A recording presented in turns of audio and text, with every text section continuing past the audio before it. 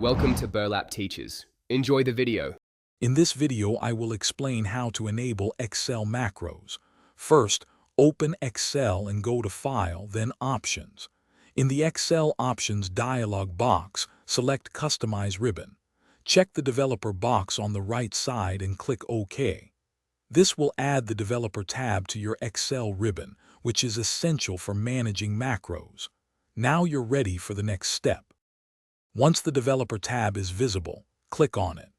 Then, locate and click Macro Security within the code group. This opens the Trust Center dialog box directly to the macro settings.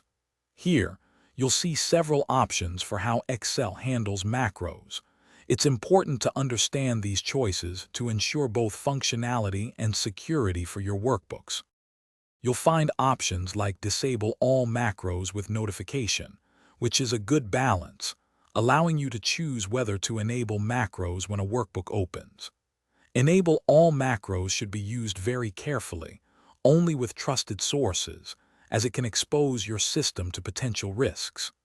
Disable all macros without notification provides the highest security, but macros won't run. For best practices, always be cautious about enabling macros from unknown sources. If you receive a workbook with macros, ensure you trust the sender before enabling them. Regularly updating your antivirus software also adds a layer of protection. For developers, digitally signing your macros can help users verify their authenticity and origin, enhancing overall security and trust. Thanks for watching. Consider subscribing if this video helped you.